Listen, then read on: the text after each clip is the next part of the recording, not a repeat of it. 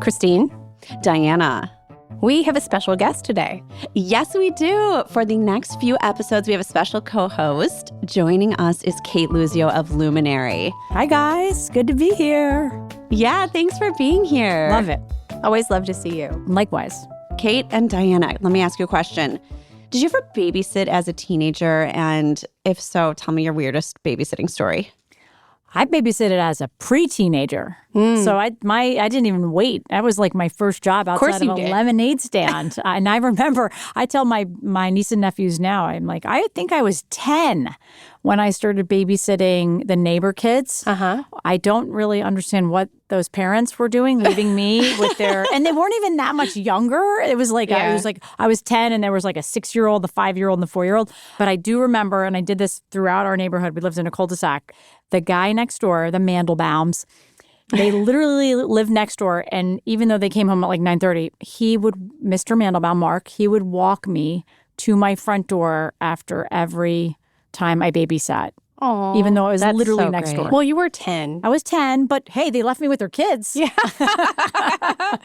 Okay, right, so right. I definitely babysat as a teenager too. And I wasn't very good at it. I remember, and speaking as a mother today, I'm like, it was not a good situation. There was a time where I was like out with the child and we were playing at a playground and she had to go to the bathroom. And I'm like, okay, let's go home. And we didn't make it home in time. And she had to go so bad. I'm like, run. And she's like running toward her home. And I realized like, this is just, I'm not doing good at this. And you just see like urine streaming down the street. It didn't, as one would expect, she didn't make it. So yeah. She'll probably always remember that story as well. And how about you, Christine? That's amazing. Oh, gosh. Well, I also babysat at an age that I find remarkably young. My first job was for a pair of kids named Kyle and Kylene. And I just remember they were, I didn't know how to control them. And they were kicking a soccer ball in the house. And the next thing I know, the TV is broken. Oh, no. And then my 7th grade math teacher, he pulled me aside after class and asked me if I could babysit his kids. And he had like a baby and a 2-year-old. And I thought, sure, of course, I wanted to impress my math teacher. I didn't know he also had a Great Dane dog. So I was trying to cook food for these kids. And every time I'd turn around, the Great Dane would eat the food off the counter. Oh, my God. I went through like 3 packs of hot dog buns. And like, I just finally just like tried to put these kids to bed. They were darling and wonderful. But I had no business taking care of a baby as a 2nd grader. As a 7th grader. Yeah. But Christine, did you get the A in the class? Oh, yeah. I got the A, but I don't know if I got those kids to eat dinner. That dog ate a lot of food. Well, at least the Great Dane was well fed. There you go. This is From the Ground Up. I'm Inc. Executive Editor Diana Ransom. And I'm Editor-at-Large Christine Lagorio-Chafkin. Today's episode, Build Your Own Door. We're here today with Cate Luzio, who's the founder and CEO of Luminary, a global professional education and networking platform. Yes, good to see you as always, Cate. Diana and Cate, I recently spoke with the founder of Girls Who Code, Reshma Saujani. She is building her 2nd nonprofit, and it's called Moms First. It focuses on making women's lives better in the workplace through paid family leave. Do you two know Reshma? Yes. Yes, we do, and love her. Yeah, absolutely. I've been following her for a long time, and it was great to catch up and hear what she's been up to basically since the pandemic through her life and so many moms and women's and caretakers' lives into a tempest, which is another kind of thing that we know midlife is for women, right? It's often viewed through our cultural narrative as not a time that's very sunny. And Reshma is committed to rewriting that narrative. So, Christine, I remember talking with Reshma a couple of years ago when she was doing the whole Marshall Plan for Moms thing. She had this editorial that she made big shockwaves in the media about how we need to support women in paid family leave. And what's new with Moms First? So Moms First is what Marshall Plan for Moms has kind of been built into. She changed the name, and now it is a community of more than 1 million moms. and cool. growing. America. And Yeah. growing. Yeah, I mean, I'm not even a absolutely. mom, and Yeah. I'm part of Moms First. It's moms, it's caregivers, and it's anybody that is an ally of a mom. And we're proud at Luminary to partner with Moms First. I think what she is doing has the opportunity to change the game.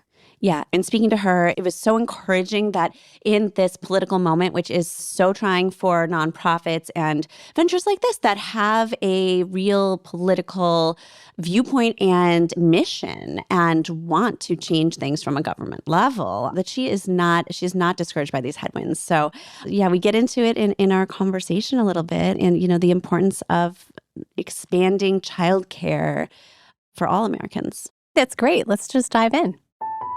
So I always say it's interesting, like when things happen and what are the consequences of things happening exactly at that time. And for me, like this has never been more true about the birth of my son, my second son. So my son Sai was born January 25th, 2020, and the world shut down that first week of March 2020. And I was on paternity leave for Girls Who Code. And when the world shut down, I had to go back to work and take care of a newborn baby, homeschool my then 5-year-old, and save my nonprofit from being shut down. And I saw kind of up close and personal the impact of having a broken care structure and the impact of that on women's equality and women's participation. I saw this with my students because so many of them at September were supposed to be on their way to college. But because their mothers were essential workers, our nurses, our teachers, the people that kept our cities open, and because daycare centers were shut down and schools were closed, instead of going to college, my students had to stay home and take care of their sibling. And it was that aha that even for me, like as an activist, an author, a thought leader, like I had focused so much of my energy on trying to convince women that you're good enough, you're smart enough, you're prepared enough. Like only if you got more confidence or you were brave, not perfect, like you could actually achieve anything. And it has never been about our skill or our ability or our knowledge or our wisdom. It's always been about the fact that structurally, we have never built society to make it work for working moms. Yeah. And one of the first things when that structure breaks, like it could be disastrous for women and children. And that's a thing that where the funding will dry up first, or the consequences just societally seem to happen in that way. So what did you do next? So to me, it was like, okay, well, what are the structures? And so the first structure is childcare. I can't work, as you just saw a minute ago, as my son barges into the room, you can't work without childcare, right? And so right now in America, 40% of parents are in debt because of the cost of childcare. 50% of Americans live in a childcare desert. So childcare is both unavailable and unaffordable. We recently did a set of focus groups with Democratic and Republican moms, and it was so interesting to me that it didn't matter kind of where you lived, what your socioeconomic status was. The impact of the cost of childcare was huge on your life consequences, right? So there was a woman there who had been in the workforce for 7 years and then gets pregnant and basically looks at the cost of her childcare in her community and looks at what she was making. And her husband say, we're barely making ends meet. I guess it means you're going to be at home. And she's sitting there now, her son or daughter is, 3 or 4 years old, and she wants to get back to work, but she can't because she can't afford it. And so you talk to moms who moved closer to their own mothers because they needed support. And so that dictated the professional choices that they made, going from being nurses to going to being Uber drivers. So like childcare, because women are paid less, because we have a motherhood penalty, the lack of available, affordable childcare invariably affects women and their consequences. And we've never fixed it. And we refuse to fix it. And that is, again, one of the structural changes that we need to fight for. Yeah, absolutely. That was the idea of Moms First. What was the practical organization of it? The idea of Moms First, when it started, it was called Marshall Plan for Moms. It was kind of a campaign. My God-given gift, quite frankly, is like, one, I'm a little fearless, right? And two, I have an ability, I think, to communicate complex things very simply. And oftentimes, and this is kind of what's happening right now, I just launched a podcast called My So-Called Midlife. Like the things that are happening in my life right now are often windows to what's happening in a lot of women's lives, right? And so for me, I'm like, this is crazy. This is hard. Like, this is impossible. And I have resources, and it was hard for me. And so, it started really as like a campaign. We took a full page ad basically saying moms don't work for free, and like maybe fix childcare, maybe pass paid leave. And so it really started as a thought leadership, let's push the conversation, and it really exploded into a movement.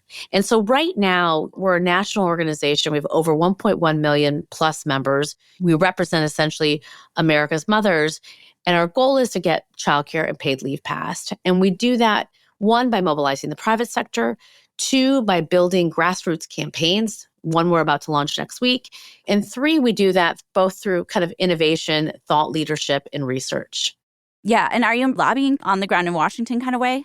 Well, we're a 501c3, Yeah. so we are lobbying, but really I think what we're really doing is kind of pushing the broader concepts, right? So like fixed childcare. And yes, these policies, child tax credits, the CTC, the CDCTC, right? These are great things to do, universal childcare, right? How do you fix the broken system are good, right? But most of, I think, what we're doing at this moment is not specifically rallying around this particular policy, but fixing the system. Yeah, absolutely. This is 2020. This was a moment in time when like so many companies and organizations and nonprofits and individuals were speaking up in a way that felt to me is louder than usual, right? Like Black Lives Matter protests were happening and CEOs were signing letters and instituting DEI practices. These are things that oftentimes CEOs are really quiet about and decide, I'm not necessarily going to take a stand. And then they started taking a stand, right? So today, 2025, we're at a very, very different moment politically. And I wanted to talk to you a little bit about that because your work has never not been tied to advocacy. And so I wanted to get kind of an overview from you about where are we and what is the state of organizational leadership right now and the voice that CEOs and executives have? Well, I think we're in a very bad state when it comes to gender relations. We have essentially presented it as a zero-sum game. Women have to lose in order for men to win. And that is deeply upsetting, not just for women, but quite frankly for men, because I think they're being conned. And I think it's a conversation that, quite frankly, we need to have. Let me give it to you in the context of Girls Who Code, because this is where I think I see it the most clearly. When I started Girls Who Code, it was a call mainly right from our country saying, wait a minute, we don't have enough engineers. And we got to solve really big problems, cancer, climate, et cetera. And in order to do that, we need the entire population, our best and our brightest minds being brought to the table. And at that time, less than 0.4% of girls were interested in STEM. So we knew that we had to do something to change the way that we were educating girls and bringing them into STEM. Less than 18% of those that were graduating in computer science were women. And at that time in 2010, 2011, the thing to remember is that it wasn't always that way. 30 years ago, 40 years ago, 40% of the technology workforce was female. The world's first programmer was a woman, right? And so we had a status quo, which was no gender being turned off of fully participating, using their best and their brightest mind against solving our biggest problems, to then a culture where we were turning girls off and pushing them out of these fields to now recognizing we need to bring them back in. And that's really what was the birth of Girls Who Code. And the point was to really, how do we get girls interested and excited in this? I raised about $100 million over 10 years, taught 670,000 girls to code in the United States over the past decade. We went from changing the graduation rates from, like I told you, 18% at Carnegie Mellon, MIT, University of Illinois, Stanford, Michigan, you name it, to today, that number being 40%. So in a decade, because of the investment that we made in partnership with all those DE&I programs, we changed the trajectory of what was possible for girls.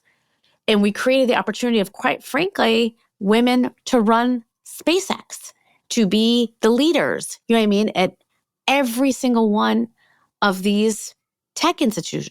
Qualified, smart, prepared women. Because again, it was because we had a lack of women who were qualified going into this, because culturally we had turned them off. To me, the complementary example of that is nursing, teaching. Part of the reason why we have a huge problem with boys in schools and their interest in isolation and loneliness and suicide and depression and lower reading rates and math rates is because we don't have enough male teachers. We don't have enough role models. We need, quite frankly, a Boys Who Teach program, right? And again, the goal would be, it's important to have that representation. And so we got to figure out, how do we intervene? How do we create programs to increase that interest? Because that is good for the nation. So just as we were making the progress, they dismantled it.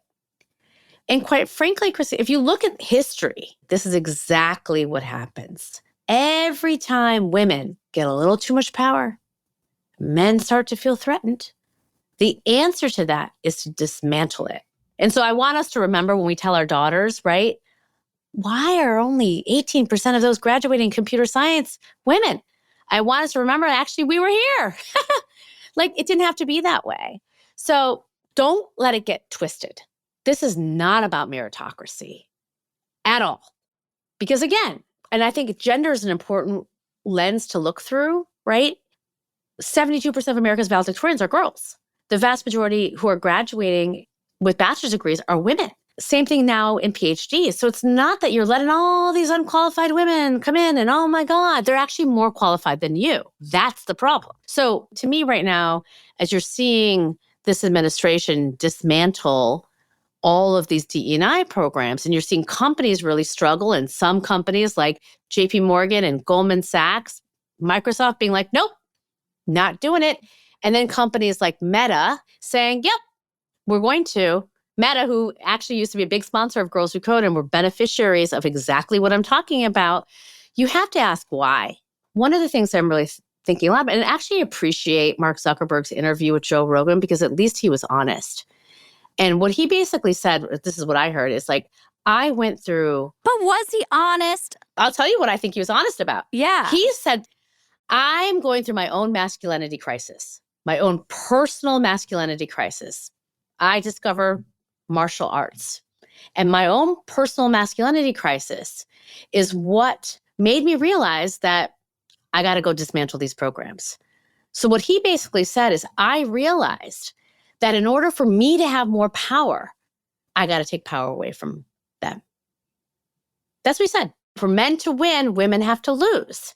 And if you hear kind of what's the conversation right now, that's what it is. And it is so upsetting, not for me as a woman. It is upsetting for me as the mother of two sons, because all the problems that are happening right now it's true.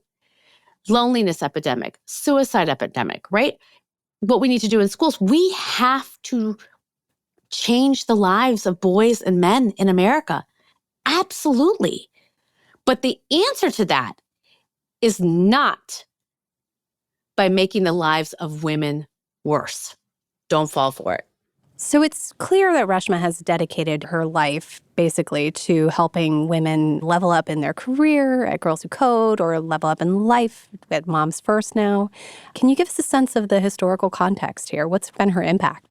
I mean, she started Girls Who Code, right? So over a decade ago, more than a decade ago. And I think she ran for Congress. She lost. I love that she's written books about being brave. I love that she has her Failure Fridays on her Instagram, because everything that she's done, from losing to winning to starting Girls Who Code, now morphing Marshall Plans for Moms into Moms First, she's learned. Mm-hmm. And she continues to learn. And I think one of the things that resonates with me so much in Moms First is that, yes, it's absolutely about moms and it's about the next generation, but that she is trying and succeeding at bringing men along with her. Mm-hmm. And that this is not just a woman's problem. This is an all of us problem. Yeah, absolutely. I mean, we also talked about how some companies right now are sort of doing an about face that they used to kind of really talk about the importance of the values of family, the values of childcare, and making a balanced life for working parents. And now they're not. You know, it's a little bit of a time where those things that they were talking a big game about are seeming to have less of a place in the forefront of companies' dialogues. So I think it's a fascinating moment, but she's not worried about it because she's got some plans.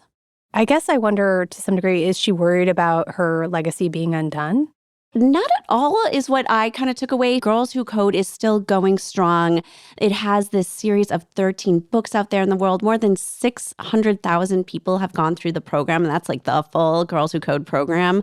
More than 1 million have interacted with it online. So I don't think she's concerned about that. I do think that she's got some battles ahead in terms of the political atmosphere right now, in terms of funding greater expansions of childcare, certainly. Yeah, and I think while there's momentum, especially thanks to the pandemic, and we talked about that earlier, I think with companies rolling back some of their initiatives around diversity, equity, inclusion, but that also includes working parents and a lot of the ERG support too. I think this is a bump in the road. Right? I think what she's doing with Moms First, she's got a tremendous amount of support. And I think the wind in her sails behind her. So I think she is someone that I love to just watch keep pushing forward. Yeah. She does have some interesting ideas for how to use technology, including AI, to help expand parental leave, though. So stay tuned for that after this break.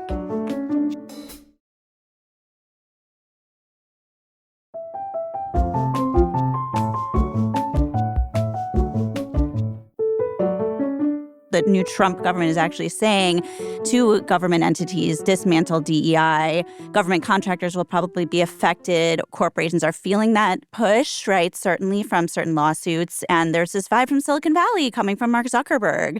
Now, how does that also culturally affect companies? There's a perceived pressure in addition to kind of a real one coming from the government. I mean, it's a huge cultural issue. I've heard over and over again from my students that they're not getting job offers. Right? That they're being, quite frankly, treated differently. Wow. You know what I mean? In these workplaces, that they're not getting the same opportunities. And I think you probably, if we were in a place where we asked people to release their data and their numbers, you probably can see that already happening. Wow. And I think it's a big about face, right? Many of these companies were touting the importance of values. But here's the thing. I think it's not going to work. And let me tell you why I don't think it's going to work. Because like I said, it's interesting that to me that one of the first EOs done were to dismantle the DE&I. Yeah. So that to me makes me feel like, oh, that's a political move. Yeah. And I think that's coming out of a political cycle where disaffected men were told the reason why you're disaffected and unsatisfied and angry and unemployed is because of women and because of DE&I programs. And so now, great, get rid of all the DE&I programs. Go for it. Is that going to change your life? And is that going to change the lives of men? And this is where class comes in, right? Because the culture wars are a way to mask the class wars. Maybe not hiring women are going to benefit, but who are they going to benefit? They're going to benefit, quite frankly, well-positioned men, but not the very men who feel disaffected by everything that's happening in their community. So I don't think it's going to impact their lives. And I also think that there is a large set of men, quite frankly, like my husband, my board members, like a lot of men I know that are in the Valley that are sitting on the sidelines who have daughters who are like, what are you talking about? Like, this isn't a zero-sum game. And we have to stop presenting it that way. So I think it's going to lead to a new conversation, which is a really important one that we need to have. So we have to keep pushing back. Yeah, and keep that conversation going. So tell me, from leading your organizations, like, what is the state of the conversation now, and where do you push it to, both for Girls Who Code and for Moms First? It's funny. I feel like it's like two different sides, right? So Yeah. I think on the Girls Who Code side, I think we need to make sure that we continue to teach girls to code. Yeah. And that we do not shut the doors of opportunity. We don't shut the gates that we have pried open, right? Because I too believe in a meritocracy, and these girls are freaking smart and they're qualified. And in fact, they're being discriminated against, right? Because of their gender, not because of their potential. So I think that we have to continue to push, right, on making sure that women are given the opportunities they deserve. On Moms First side, you know, I'm not going to spend the next 4 years just sitting on my hands.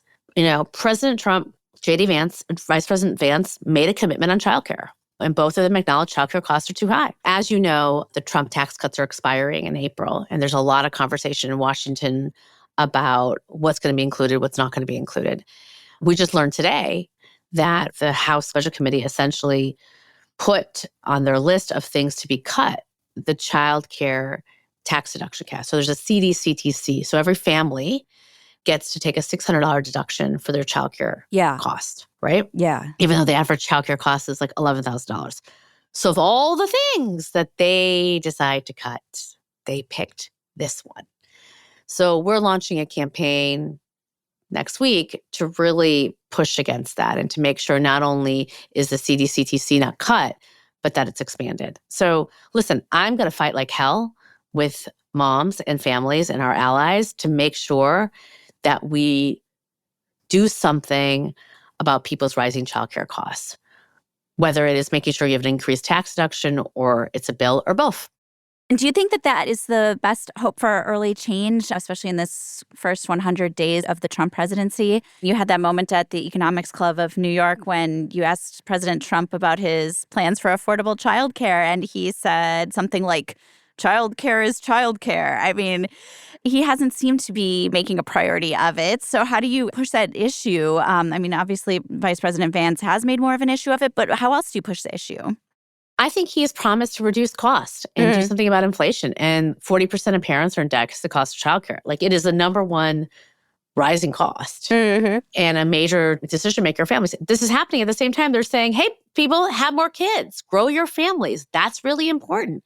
Those two things are inconsistent. Right. And I do believe that by the end, what President Trump said at the women's event that he spoke at later, some of the comments he made at the MSG rally about dependent care, he, by the end of the campaign, was very aligned that we need to reduce costs and give people support. And Vice President Vance went so far as to say, we got to put money into this, which is new.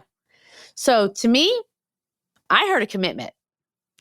And that's what I'm going to hold him to.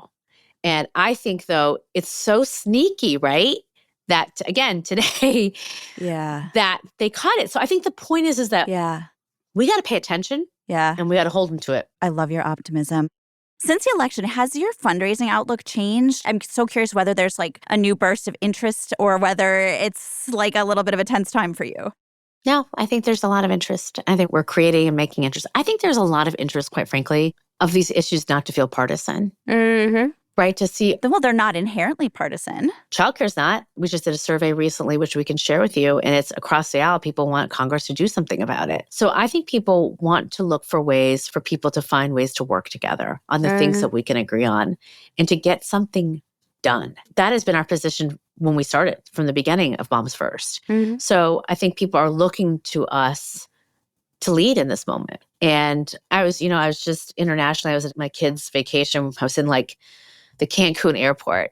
And like in the matter of 30 minutes, I had 3 different moms come up to me. One from Georgia, one from North Carolina, one from Newark, being like, 1, thank you, but 2, Reshma, you're not going to give up, right? Like, it's not done. Like, we're going to get this. And I was like, yeah, like people are depending on us not to fall into the partisanship of this moment and to just get it done. That is my job, is to get something done. Fantastic. And just like that, you started a Cancun chapter. Exactly. So despite or maybe separate from all of this, you are known as a techno-optimist, or I would call you one at least. Generative AI is in the center of the conversation in Silicon Valley. And, it seems to be VC's favorite topic. It's actually a conversation in the White House, too. But it's known that some of these algorithms can have the same biases that we see in society that perpetuate inequality. But also, generative AI can be used as a tool to help solve inequality. Is that true? Absolutely. I mean, we launched a tool in partnership with OpenAI called Paid Leave Debt AI, which is to increase the uptake of paid leave claims. So, paid leave uptake in the 9 states plus DC that offer it is as low as 2%. Oh, interesting. So that's because, right, you go to the New York State website and you're like, this is freaking confusing. I don't know. Am I eligible? How much money am I get? And you give up. I mean, I know this happened to me when I was looking to see whether I had student loan forgiveness. Government sucks at customer service. And quite frankly, where I think generative AI could play a huge role is improving government customer service. And so we've built a tool, quite frankly, that demonstrates that that's possible. And so we're expanding it this year to all 10 states. We're running campaigns and Colorado, California, New Jersey, and New York. We're building a big consortium around this. And we're doing a research report with McKinsey that's going to be coming out in a couple of months that really shows the power of generative AI to solve really big problems in the benefit space. So yeah, I am an AI optimist. Here's the other thing. It's not going anywhere. And to me, this is like exactly what happened with Web 2.0. I remember when I could not use my computer or the internet in my law school class or at work. Wow. Yes. Right? Yes. And so the same thing is happening with ChatGPT in many schools. And guess who's a rule follower? We are women. Yeah. So there's already a gender gap. And so this exactly the same thing happened with the web.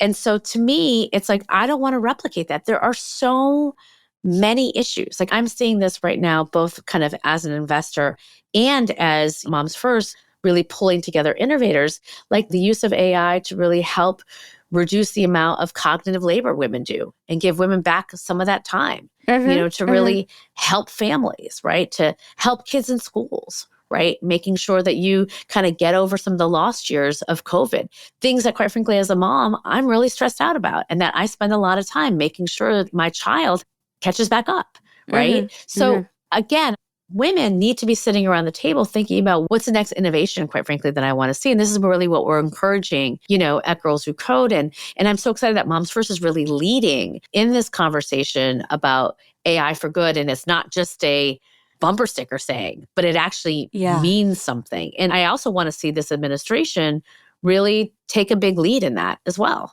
Fantastic. What are your goals for this year in advocacy? Well, listen, I launched a podcast called My So-Called Midlife because I'm obsessed with midlife. Yeah. I'm obsessed. Welcome to midlife. Welcome to midlife. We are here. But I realized as I got in my 40s and I started feeling like, is this it? Like, is everyday Groundhog's Day? Are my best years behind me? That I realized that the way that we present midlife to women is that it's over, right? I didn't know this, but the biggest gender pay gap is for women over the age of 50. I have a lot of friends now who are approaching that age of 50. And they tell me, I can't get that job. No VC partners looking to hire me. I'm not getting that startup capital, right? It really shifts because many people see women that are in their mid 40s and approaching their 50s as past their prime. But one, because we have caregiving responsibilities, and two, because we're hitting menopause. You see the same thing happen in health. I can't tell you how many times, right? My friends are like, is this anxiety or is this menopause, right? And the point is there's just a lack of investment in health. I mean, NIH, the least amount of funding goes into women's health over the age of 50. So as I've done this podcast and interviewed incredible people like Ketanji Brown Jackson and Julia Louis-Dreyfus and, Chelsea Handler, and this could be the best time of your life. It is the best time of your life, but we need a playbook. We need a sisterhood. We need to feel like it's not just us. And we need real advice and wisdom. Should I get a divorce? And if I do, how do I think about my finances? You know what I mean? Is it true that I should take estrogen or progesterone or testosterone? There are real conversations, that women want to have, but there's not enough places to have them. Look, I know everyone's looking for the next female Joe Rogan in the political space, but it is absolutely true that most of the podcasts that are out there that are geared towards women are either about sex or makeup. And we need a broader range. We need podcasts like yours and podcasts like mine to really have these conversations. I agree. What's your best advice for a young woman today who is thinking, I'm going to start a company or I'm going to start a nonprofit. I want to make a change in this world. Just do it. Just start. Don't overthink it. When I started Girls Who Code, I was just trying to take 20 girls, put them in a classroom and teach them how to code. I was not trying to build a movement. And I always joke, if I applied to be CEO of Girls Who Code, they never would have hired me. No one is going to open up the door. You have to build it. And I've learned that twice as I've built to movement. When I started building Moms First, I was not a childcare expert. I was not a paid leave expert. I was entering an entirely new terrain, something that I didn't know anything about, right? But I was bringing an expertise of how to build a fast-paced movement to advocate for change and do it in a real way. And I knew how to do that. I think the thing is you just have to take one step. I love that. Nobody's going to open the door, build it. I love that. How many girls and women have been through Girls Who Code today? 670,000 Wow. through direct programming. That doesn't count the millions of people that we taught through our books and through our videos and through our programs. Reshma, thank you so much for being here today. Thank you for having me. What I loved learning about Reshma is that she is such a true operator. She has this unique ability to identify a problem, whether in society or in her own personal life. And then she creates the solution for it. That's what she did with Girls Who Code. That's what she's doing now with Moms First. She's written the playbook for scaling successful nonprofits. Spot the problem, start the conversation, and then mobilize a broad community for support. I also enjoy the matter of not overthinking it. As Reshma said, no one would have hired her to be the CEO of Girls Who Code. She said, if no one is going to build the door for you, you have to build that door. For so many female founders that we have spoken to, there isn't really a playbook for success or any kind of benchmarks for goals.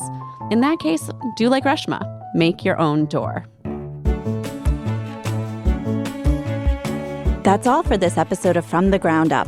Be sure to subscribe on Apple Podcasts, Spotify, or your podcast platform of choice. Also, if you liked this episode or have suggestions for topics you'd like to hear about, reach out to us on Inc.'s social channels. And leave us a review wherever you listen. From the Ground Up is produced by Avery Miles, Sam Gebauer, and Hawa Otori, with Diana Ransom and myself. Lead producer is Blake Odom. Editing by Matt Toder. Mix and sound design by Nicholas Torres. Our executive producer is Josh Christensen. Thanks for listening, and special thanks to Cate Luzio and Luminary for collaborating on this episode.